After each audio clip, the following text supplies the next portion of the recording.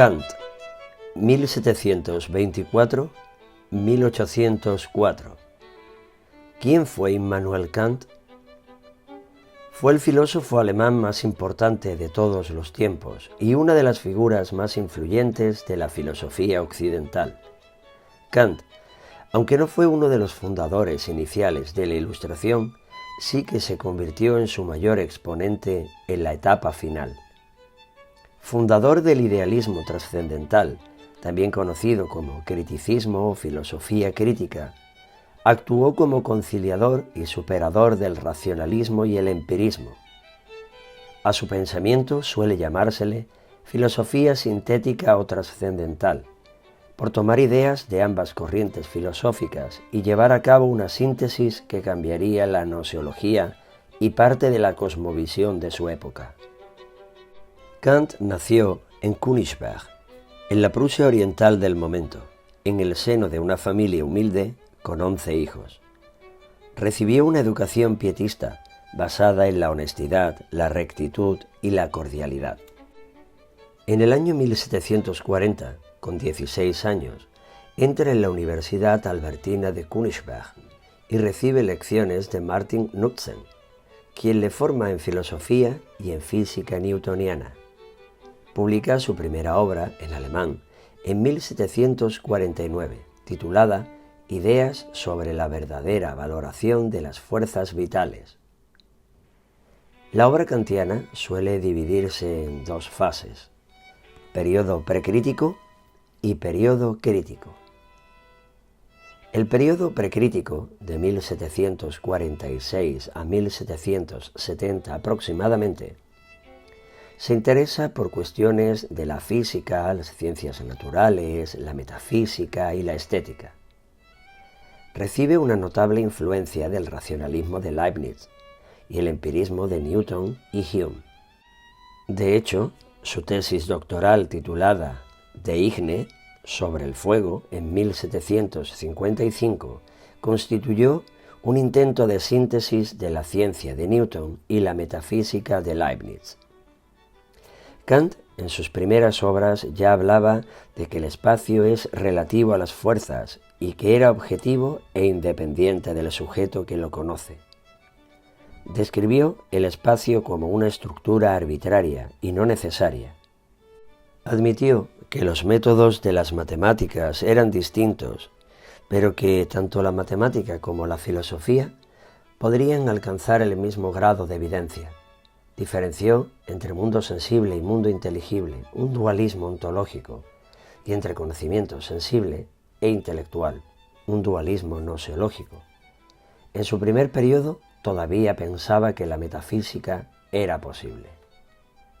En su segunda y última etapa de producción, el periodo crítico, habitualmente fechada a partir de 1770, escribe sus grandes obras y formula su teoría del idealismo trascendental. En 1781 publica Crítica de la razón pura, en la que se pregunta ¿qué puedo conocer? Y analiza los límites del conocimiento dentro de los cuales puede existir un conocimiento científico. Más tarde, en 1788, publica Crítica de la razón práctica, en la que plantea el problema moral ¿qué debo hacer? Y ya en 1790, la Crítica del juicio, en la que analiza el problema del futuro en el ser humano, su historia, y el destino último, la religión o telos. Bajo los planteamientos de las tres críticas subyace una cuestión primaria y primordial: ¿qué es el hombre? La antropología kantiana intenta dar respuesta a la esencia humana a través del estudio del conocimiento, la moral y la esperanza. Como resultados relevantes de este último periodo, cabe destacar su distinción entre juicios sintéticos, analíticos, a priori y a posteriori, su síntesis entre la sensibilidad y el entendimiento como fases del conocimiento, su filosofía trascendental, el elenco de conceptos epistemológicos, los principios prácticos, los teoremas y la ley fundamental moral, los postulados de la ética formal kantiana, los imperativos, etc. Entre los eventos destacados de su vida, reparamos en la toma de puesto de profesor ordinario universitario en Königsberg, en 1770. Desde este año hasta mayo de 1781, se habla de su década de silencio, en la que incuba y redacta la crítica de la razón pura. Kant pasó toda su vida en su ciudad natal, en Königsberg, y aun así, su pensamiento tuvo un gran impacto en la ciencia y la filosofía de Occidente. Hizo algunos viajes académicos a ciudades cercanas entre 1729 y 1730. Viajó a la Universidad de Frankfurt y posteriormente, en 1746, viajó a Berlín para participar en una reunión académica. Su vida transcurrió en pocos kilómetros dentro de la ciudad. Su casa natal, la universidad, el café, la catedral, el jardín botánico y los lugares públicos frecuentados por su círculo de amigos. Kant llevó una vida dedicada al estudio, no se casó ni tuvo hijos. Su vida sentimental fue algo secundario a su investigación y docencia. A los 73 años, en 1796, abandona la docencia y emprende el proyecto de revisar toda su obra, el cual abandona en 1799 a los 76 años y termina ordenando sus papeles Wasianski, discípulo, amigo y biógrafo, pasando a llamarse dicha revisión Opus Posthumum. En 1804 fallece y en su lápida puede verse grabado el comienzo de su crítica de la razón práctica. Dos cosas llenan el ánimo de admiración y respeto, siempre nuevos y crecientes, cuanto más reiterada y persistentemente se ocupa de ellas mi reflexión: el cielo estrellado que está sobre mí y la ley moral que hay en mí. Influencias recibidas. Platón, del siglo V al IV a.C. Kant se vio influenciado indirectamente por la filosofía platónica a la hora de diseñar las categorías trascendentales que organizan la experiencia. Del mismo modo, compartió con Platón su concepto de conocimiento vinculado a la liberación. Maquiavelo, del siglo XV al XVI. Kant compartió con Maquiavelo su apreciación sobre la tendencia del ser humano hacia el egoísmo, el mal y la corrupción, aunque Kant trató de controlarlas mediante la razón y la moral, no con la fuerza y el castigo. Maquiavelo dio prioridad a la estabilidad política para conseguir el bienestar. Kant también priorizó la paz y la estabilidad como bases de una moral trascendental. Kant y Maquiavelo se oponen frontalmente en cuanto a la finalidad.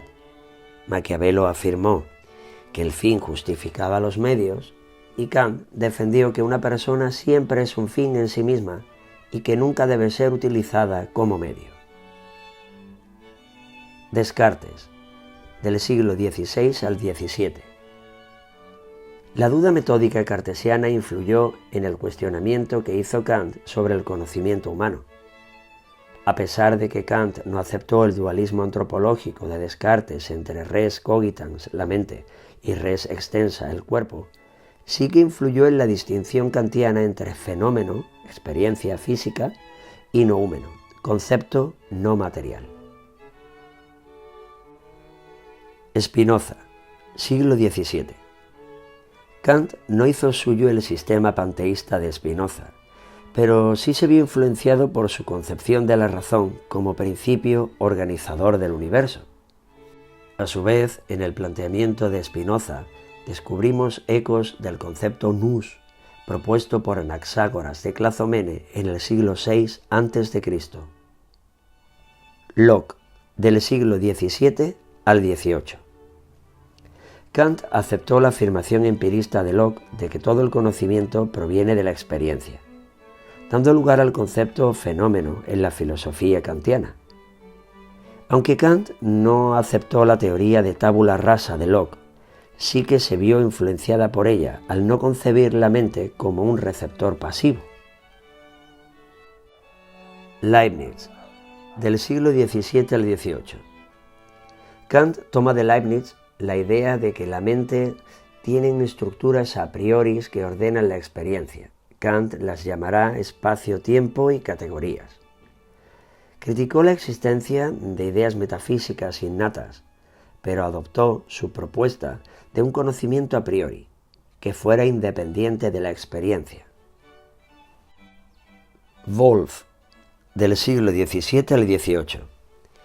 Kant toma del racionalismo de Wolff la idea de que la razón tiene un papel central en la estructuración del conocimiento.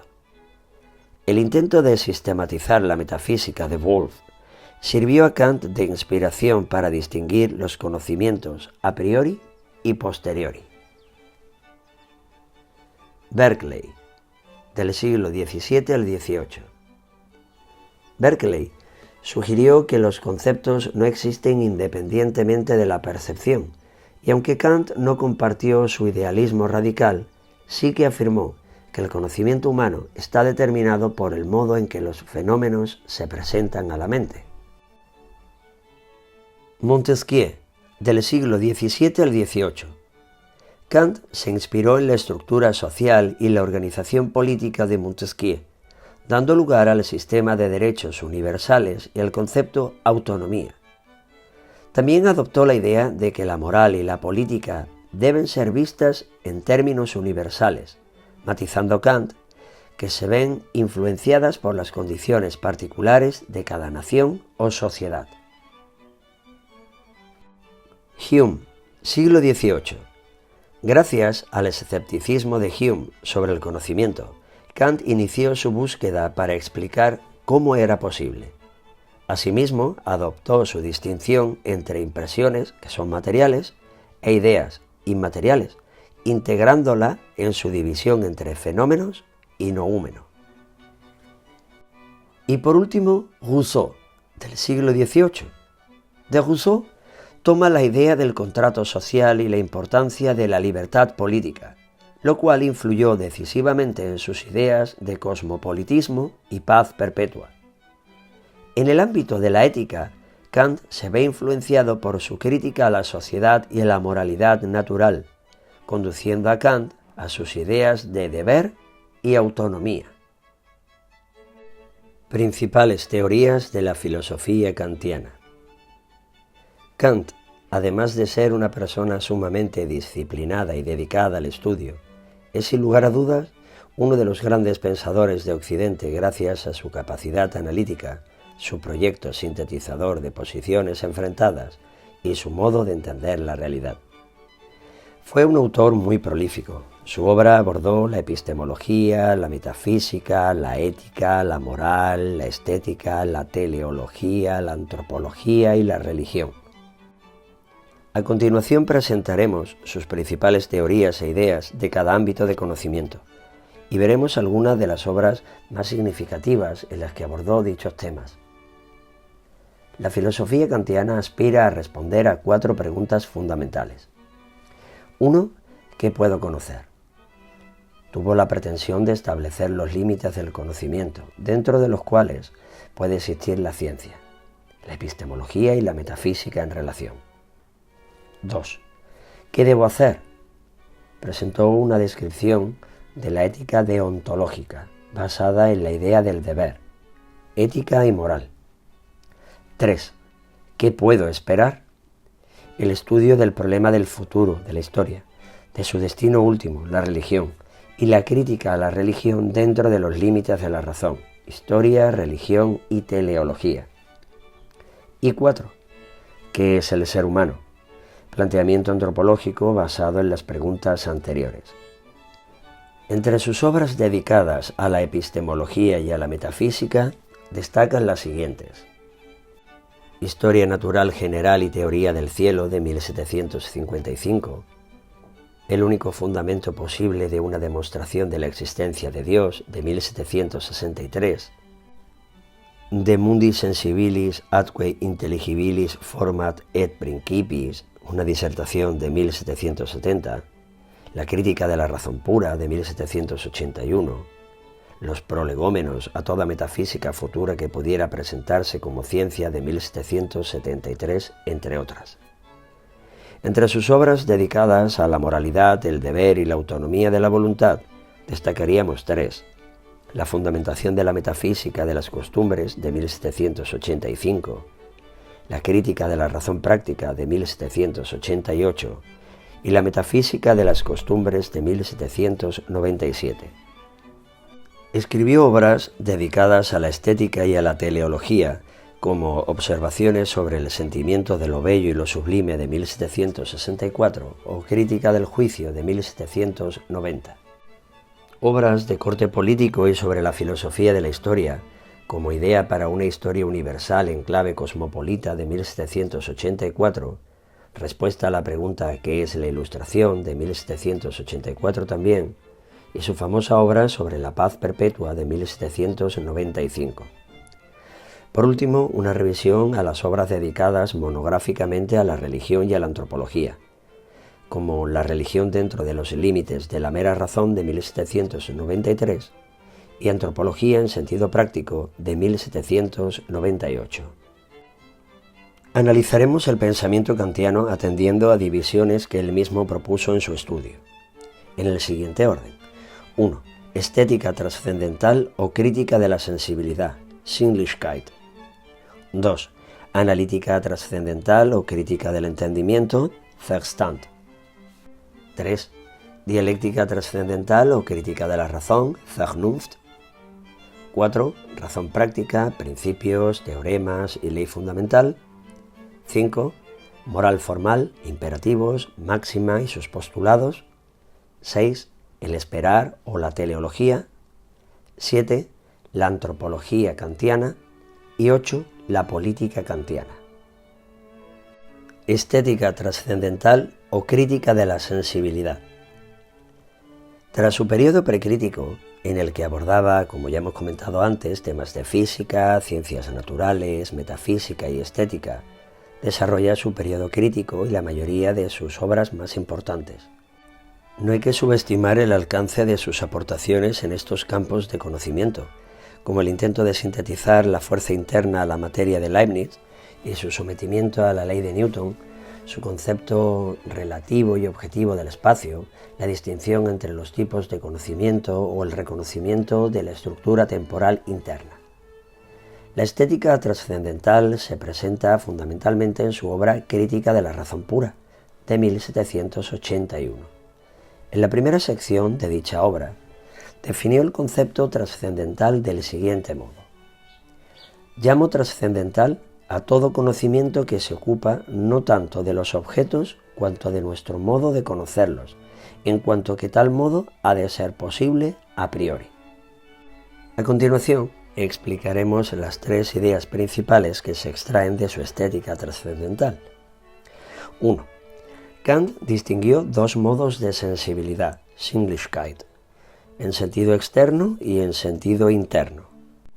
Para comprender la explicación que Kant nos ofrece sobre cómo conocemos la realidad, debemos entender antes qué son las formas a priori de la sensibilidad, o sensorium dei, qué son y cómo funcionan el espacio y el tiempo.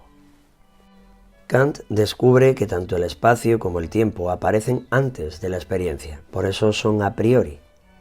Son el requisito sin el cual no podemos tener experiencia. Toda nuestra realidad y por tanto todo nuestro conocimiento tiene lugar dentro del espacio-tiempo. Kant los llamará sensorium dei o sentidos de Dios, al concebirlos como los modos de configuración ontológica, como las formas de organizarse la realidad ante nosotros. El espacio y el tiempo son intuiciones puras y a la vez son condiciones subjetivas, ya que fuera del sujeto, el espacio y el tiempo no son nada. El espacio es uno de los dos modos de sensibilidad, un modo de organización externa, mientras que el tiempo es el otro modo y configura nuestra percepción en sentido interno. 2. Fuentes gnoseológicas o fuentes de conocimiento. Kant diferenció entre materia, forma y fenómeno. La materia es lo que percibimos mediante la sensibilidad, Sinnlichkeit, es lo que recibimos mediante las impresiones desde fuera, con nuestra facultad de conocimiento. los sentidos. La forma, por su parte, es lo que nos aporta nuestra facultad de conocer, el espacio y el tiempo, las intuiciones puras o sensorium dei. Y el fenómeno, phenomenon, es el resultado de la unificación y la ordenación de las sensaciones en el espacio y el tiempo. Más adelante explicaremos la diferencia que Kant estableció entre fenómeno y noúmeno. Y 3. Dentro de la estética trascendental o crítica de la sensibilidad, también abordó dos áreas de las matemáticas: la geometría, que estudia el espacio y por tanto la organización en sentido externo, y la aritmética, cuyo objeto de estudio es el tiempo, la organización interna. Por este motivo, las matemáticas pueden formular juicios sintéticos a priori, es decir, pueden aportar información nueva a partir del cálculo sin necesidad de tener experiencia. Analítica trascendental o crítica del entendimiento. Kant define el entendimiento, o Verstand, como la facultad de pensar o comprender el objeto dado en el conocimiento sensible. Analizaremos dos bloques de ideas. 1. Explica que la función de entender se realiza mediante conceptos y distingue dos tipos. Por una parte, los conceptos empíricos y por otra, los conceptos puros o categorías. Los conceptos empíricos son generalizaciones formadas a partir de la experiencia, por lo que son a posteriori. Los conceptos puros o categorías son las estructuras a priori del pensamiento y son los encargados de coordinar y unificar los datos de la experiencia sensible y formular juicios. Kant plantea una clasificación de categorías o conceptos puros que utiliza el entendimiento para ordenar el conocimiento sensible. Los agrupa en 4 criterios, según su cantidad, según su cualidad, según la relación y según la modalidad. Como podemos ver en la tabla, estos 4 grupos darán lugar a 12 tipos de juicios y a 12 tipos de categorías. Kant analizó la extensión o cantidad del sujeto del juicio, la cópula o cualidad que el predicado le atribuye al sujeto o si lo excluye, la relación o el carácter condicionado o incondicionado de los juicios y la modalidad o el modo lógico como el predicado se refiere al sujeto. Pasamos a la segunda idea. Quizás la idea fundamental de la analítica trascendental que daría lugar a su intrincada teoría del idealismo trascendental es la distinción entre el fenómeno y el noúmeno. El concepto fenómeno procede del griego phainomeno, cuyo significado literal es lo que se aparece, lo que se muestra. Kant concluyó que todo conocimiento humano es de fenómenos, es decir, todo lo que conocemos son fenómenos, son el resultado de la interacción entre la materia de la sensación y las formas a priori de la mente humana. Dicho con otras palabras, el conocimiento humano es el resultado de 2 fases. 1. La sensibilidad, el conocimiento sensorial de la realidad material que nos rodea. Y 2. La ordenación y la coordinación de esa información a través del espacio, el tiempo y las categorías, dando lugar a las ideas, que son productos mentales. Por otra parte, el concepto noúmeno, también procedente del griego noúmenon, que hace referencia a la cosa misma, a la realidad independiente de nuestro conocimiento. El noúmeno es un concepto límite, es lo incognoscible, lo inagotable, lo inalcanzable, lo que no podemos conocer. Este concepto es fundamental y sirve como idea reguladora que nos recuerda que nuestro conocimiento está limitado, tanto por las condiciones de posibilidad del conocimiento de la sensibilidad, Sinnlichkeit, como del entendimiento, Verstand. Dialéctica trascendental o crítica de la razón. En este apartado explicaremos 3 bloques de ideas. La dialéctica trascendental es la tercera parte de la obra Crítica de la razón pura de 1781. Comencemos con la primera idea. El concepto principal de la dialéctica trascendental es la razón, Vernunft. La razón es la facultad de la suprema unificación del conocimiento. Para que lo distingamos adecuadamente. Por una parte está la sensibilidad, Sinnlichkeit, es la capacidad de recibir representaciones de la realidad, es la materia del conocimiento. En segundo lugar, que ya lo hemos explicado, el entendimiento, Verstand, es la facultad constitutiva de los fenómenos. Es la encargada de unificar las intuiciones sensibles, la información que nos llega gracias a los sentidos, a través de los conceptos puros o categorías que están en la mente.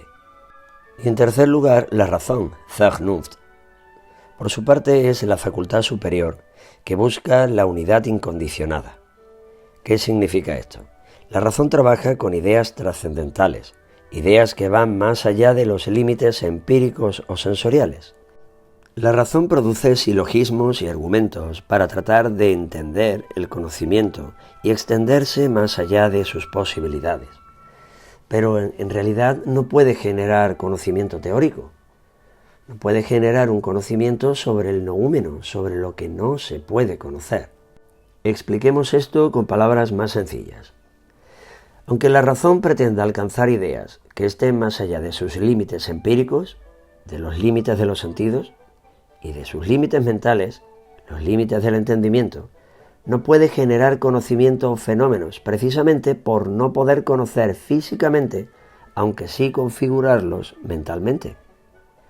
Cuando la razón, la Vernunft, intenta ir más allá de las condiciones de posibilidad de su conocimiento y su sensibilidad, incurre en paralogismos y antinomias, que más tarde explicaremos.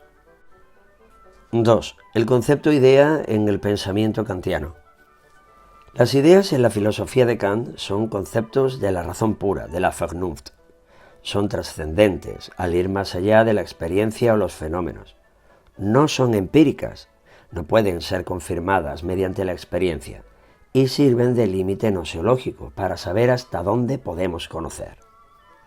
Según Kant, existen tres ideas que nos permiten unificar todos nuestros conocimientos: el alma, el mundo y Dios.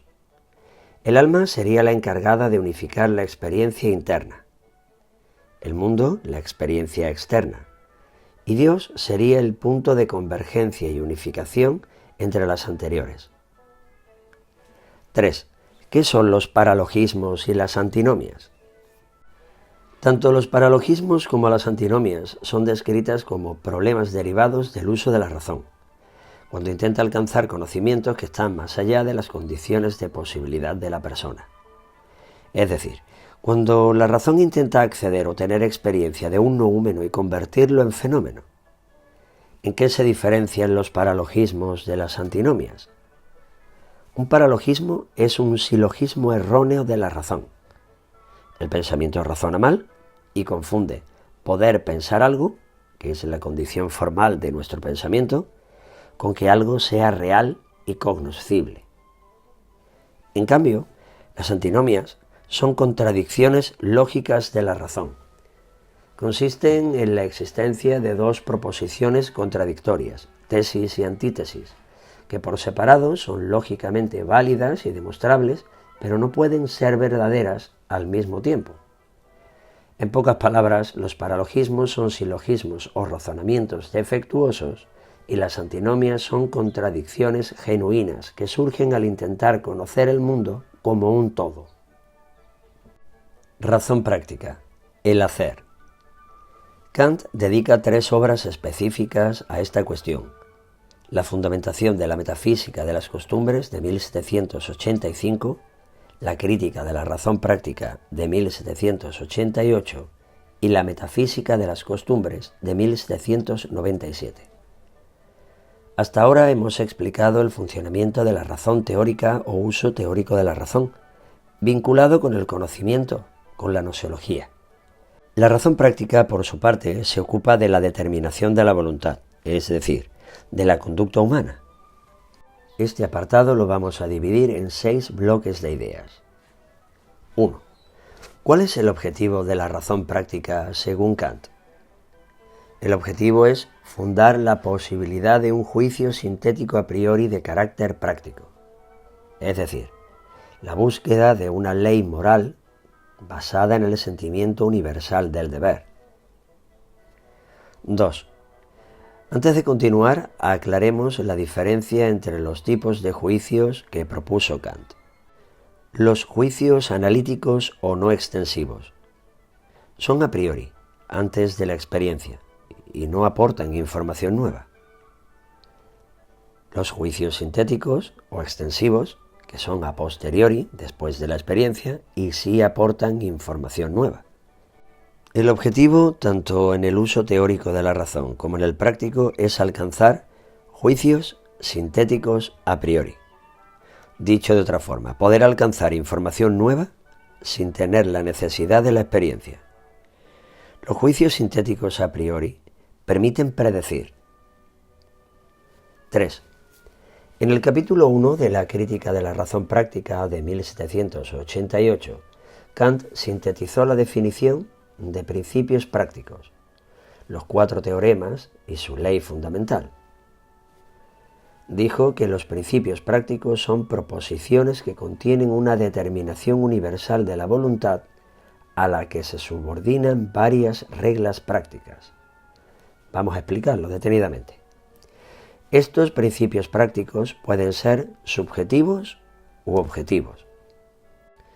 Los principios prácticos subjetivos son máximas, casos en los que la condición es considerada válida por el sujeto solo para su voluntad. Es decir, los principios prácticos subjetivos son reglas de conducta que cada persona se impone a sí misma atendiendo a sus deseos e inclinaciones. Sin embargo, los principios prácticos objetivos son leyes prácticas cuando la condición se reconoce como objetiva, es decir, son mandatos de la razón válidos para todo el mundo. Dentro de los principios prácticos objetivos, distinguió a su vez 2 tipos de leyes prácticas. Les llamó imperativos hipotéticos e imperativos categóricos.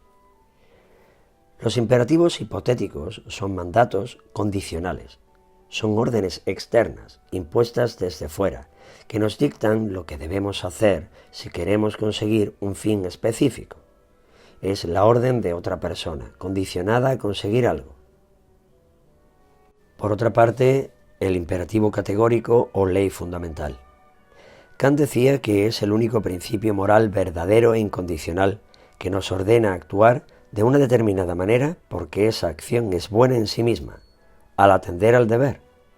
La idea de Kant del deber por el deber. Enunció el imperativo categórico del siguiente modo: obra solo según aquella máxima por la cual puedas querer que al mismo tiempo se convierta en ley universal. 4. Kant propuso 4 teoremas. Los 2 primeros describen la moral material y los 2 últimos la moral formal. La moral material se enfoca en el contenido de la acción. Es empírica y a posteriori, al basarse en la experiencia, y también es heterónoma, es impuesta desde fuera. La moral formal, por su parte, no tiene contenido, está vacía de fines concretos, es a priori, antes de la experiencia, autónoma, ya que el sujeto se autogobierna y se da a sí mismo las normas, y su principio central es el imperativo categórico que ya hemos explicado. 5. ¿Qué es la ética deontológica o la moral formal kantiana?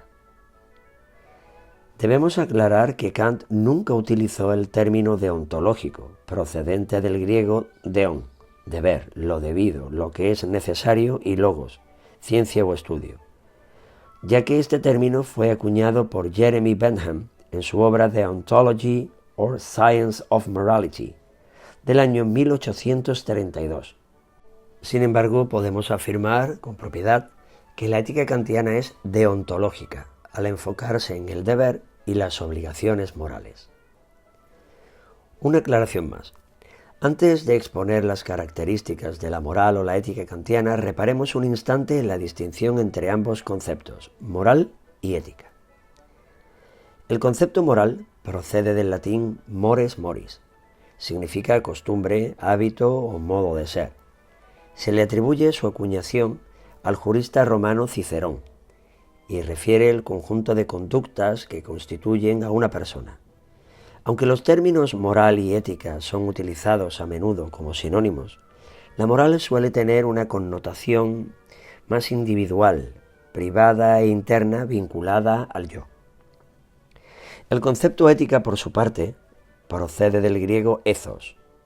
Tiene un significado relacionado con el grupo, es colectivo, público, externo, la costumbre de comportarse en sociedad de modos determinados. Pues bien, la moral o la ética kantiana podemos definirla a través de 6 características. A.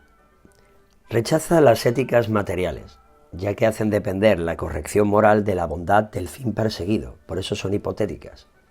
Su contenido se extrae de la experiencia, por eso son empíricas y a posteriori. Y el mandato u orden que nos da no procede de la propia razón. B. La ética kantiana es formal, no es material.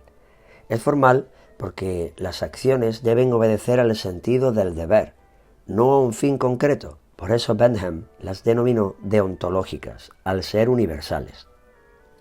C. Los mandatos u órdenes deben derivar de la razón, por lo que la ética kantiana es a priori y no depende de la experiencia. D. Debe ser autónoma. La persona utilizando la razón debe ser quien descubra por sí misma el deber, no que le venga impuesto desde fuera. E. Es una propuesta ética desinteresada, ya que la situación moral no ha de realizarse en vistas a ningún fin particular. Hay que hacer el bien por comprender que es nuestro deber. Y F. En última instancia, toda la conducta debe estar supeditada a la ley fundamental o imperativo categórico. El comportamiento debe basarse en la buena voluntad, el deber, la universalidad y la incondicionalidad. Y por último, la 6ª idea de este apartado. ¿Cuáles son los postulados de la razón práctica? Kant propuso 4 postulados para fundamentar la razón práctica. Son postulados porque no son proposiciones demostrables, pero son necesarias para salvar el orden moral. El primer postulado dice que no coinciden la virtud y la felicidad en el mundo. El segundo afirma que somos libres y que nuestra voluntad actúa libremente. Somos verdaderamente libres cuando hacemos lo que debemos y nos elevamos por encima de las leyes naturales. El tercer postulado, la inmortalidad del alma. Kant afirma que hemos de suponer que el incumplimiento del deber moral ha de tener una sanción y el cumplimiento un premio. De ahí que sea necesario afirmar la existencia y la inmortalidad del alma, ya que si la razón nos ordena conquistar la virtud, y la virtud es inalcanzable en un tiempo limitado en la vida, el alma debe ser inmortal para tener tiempo y conseguirlo.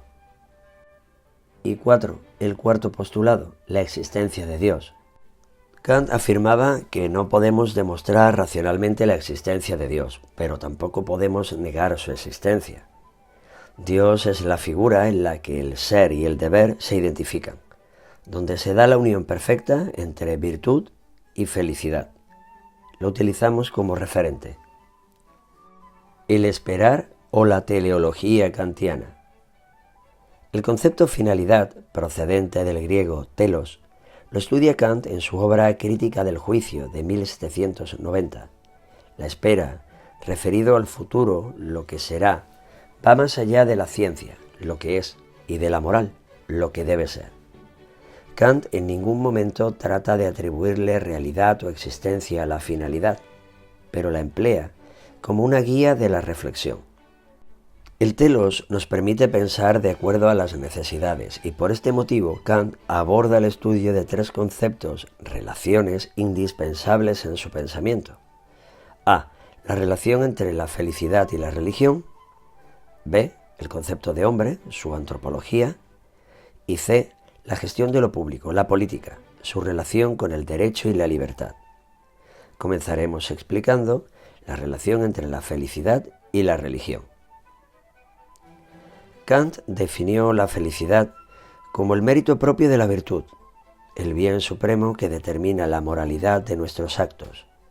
En su obra Fundamentación de la metafísica de las costumbres de 1785, argumentó que la felicidad no puede ser el fin último de la moralidad, al ser un concepto empírico, al depender de la experiencia, por ser inconstante, ya que cada persona la alcanza de forma diferente y es imposible establecer una regla universal, y porque no puede ser un deber, ya que actuar moralmente es hacer lo correcto porque es lo correcto, no porque nos vaya a hacer felices.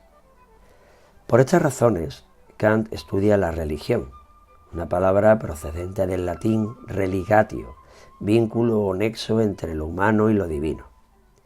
La religión es la encargada de la esperanza de obtener la felicidad y la virtud plenas. La esperanza no puede ser estudio de la moral, sino de la religión, entendida como a. Fe racional o religión natural, la religión dentro de los límites de la razón. b. Rechazo de toda religión positiva o concreta, propuesta por una tradición o iglesia institucionalizada. Y c. Interés por el contenido fundamentalmente moral de la religión y el concepto Dios como fundamento de la moralidad. Kant, tras definir en su crítica de la razón pura de 1781 la ciencia como un conocimiento basado en juicios sintéticos a priori y poder predecir, es decir, ser capaz de aportar información nueva sin necesidad de la experiencia, concluye que la metafísica tradicional que trata sobre Dios, el alma y la libertad no puede ser una ciencia, ya que al intentar ir más allá de las condiciones de posibilidad del conocimiento humano, la razón cae en paralogismos y antinomias, errores del entendimiento y de la razón. No obstante, en su crítica de la razón práctica de 1788, afirma que aunque no podamos demostrar la existencia de Dios, la inmortalidad del alma y la libertad, proponiéndolos como postulados, debemos asumirlos para que la moralidad tenga sentido. Antropología kantiana. Las obras clave para comprender su teoría antropológica son Fundamentos para la metafísica de las costumbres de 1785, Crítica de la razón práctica de 1788 y Antropología en sentido pragmático de 1798.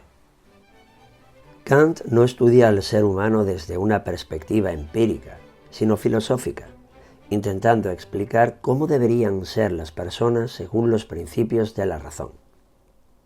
La antropología kantiana aborda dos vertientes o sentidos, la antropología pragmática y la antropología moral.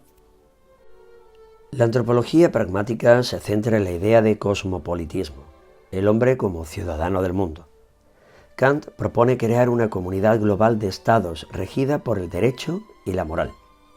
No defendía la existencia de un estado mundial único, sino una federación de estados libres comprometidos con el derecho internacional, los derechos individuales y sobre todo que renunciaran a la guerra, para buscar una paz perpetua. Más tarde lo explicaremos en profundidad. Dentro de la antropología pragmática, presenta dos teorías. Una, la doctrina del conocimiento del hombre, en la que exploró las facultades cognitivas y los diferentes temperamentos del ser humano. Y dos, la doctrina de la caracterización, en la que analiza la diferencia sexual, racial y nacional, así como la disposición natural de los seres humanos hacia el bien y el mal. Y por otro lado, la antropología moral, en la que se pregunta qué es el ser humano desde el punto de vista del deber y la libertad. Al respecto propone tres ideas fundamentales. 1. La autonomía de la voluntad. Kant afirma que las personas deben autodeterminarse, al ser los únicos que se pueden dar a sí mismos la ley moral, el imperativo categórico, ya que cuando te obligas a ti mismo deja de ser una obligación y pasa a ser una elección. 2. La libertad, que aunque sea indemostrable es necesaria para que la moralidad tenga sentido. Si no aceptamos la idea de libertad, la capacidad de elegir, no podríamos hablar de la responsabilidad. Nadie es responsable si no ha podido elegir lo que ha hecho o dicho. Y 3. El ser humano como fin en sí mismo. Kant advertía que las personas no deben ser utilizadas como medios para otros usos.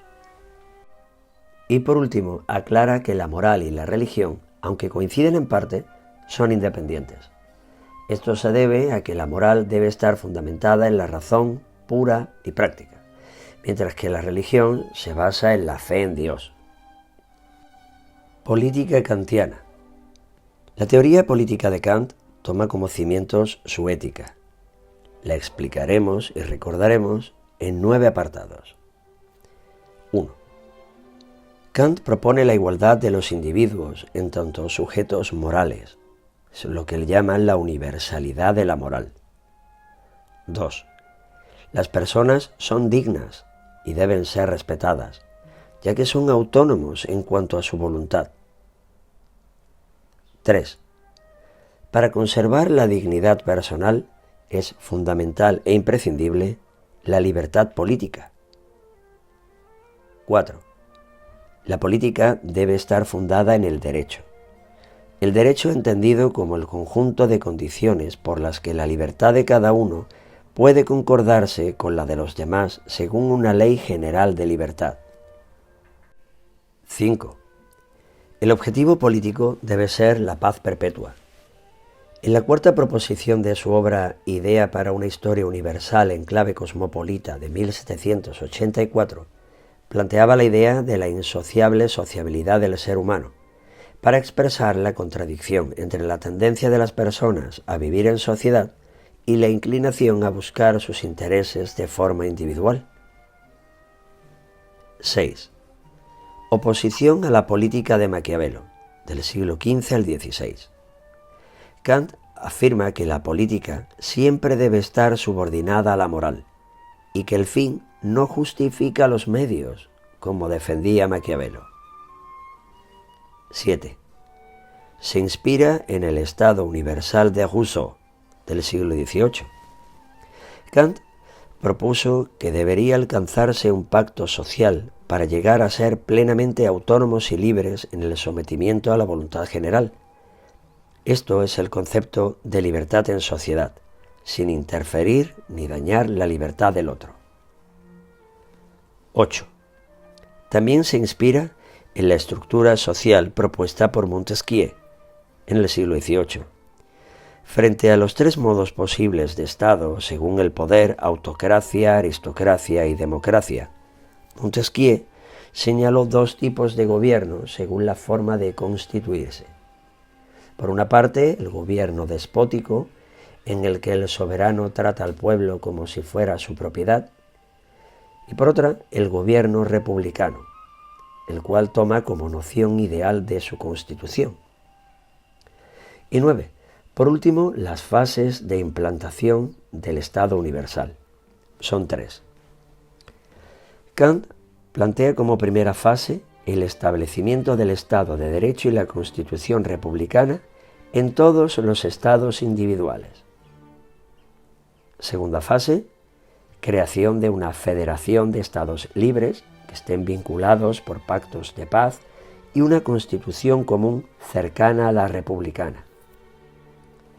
Y la tercera fase, el establecimiento de un único Estado universal o un Estado de los pueblos que sea cosmopolita y aceptado por todos los pueblos. El derecho cosmopolita introduce el derecho universal de hospitalidad, un concepto muy cercano al asilo actual, que se basa en el derecho de un extranjero a no ser tratado con hostilidad al llegar a otro país.